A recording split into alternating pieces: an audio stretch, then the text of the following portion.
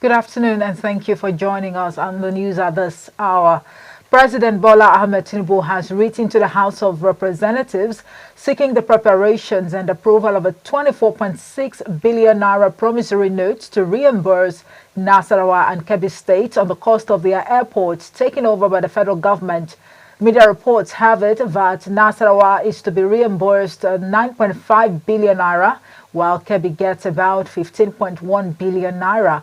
In the letter read by the Deputy Speaker Benjamin Kalu, who presided over plenary today, the President said the takeover of the airport was in line with Item 3 of the second schedule of the 1999 Constitution as amended, which placed the ownership of airports and other aviation-related infrastructure in the exclusive list. Now, Governor Nasir Idris of Kebbi State has flagged off the distribution of assorted grains provided by the federal government to vulnerable members of the state.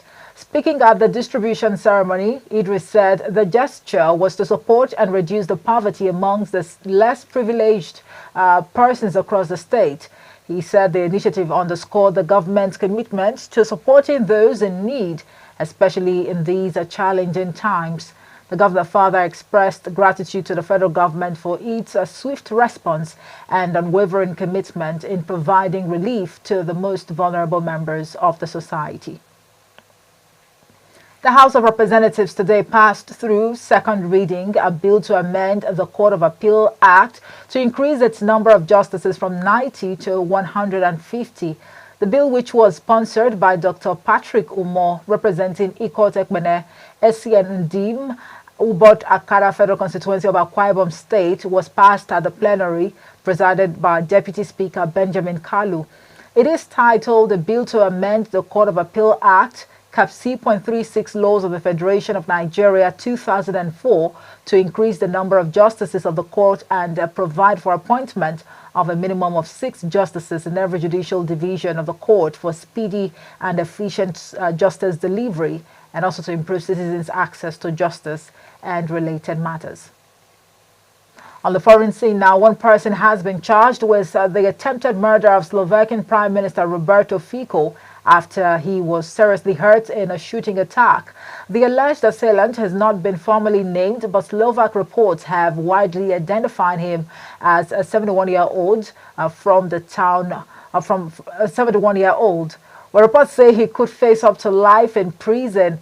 Fico, who's 59, is in a serious but stable condition after being shot several times in what has been described as a politically motivated attack.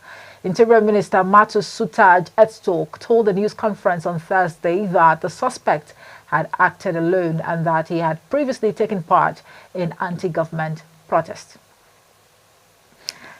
In sports, Manchester City goalkeeper Ederson will miss their Premier League title decider and the FA Cup final because of a fractured eye socket.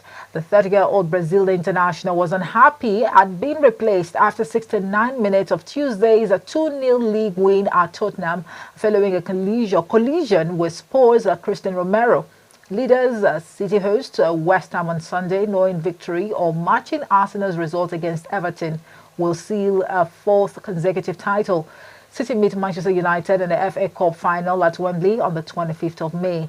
Stefan Ortega, who made some key saves after replacing Ederson against Spurs, is set to deputize for the final 2 games. That's it for the news at this hour.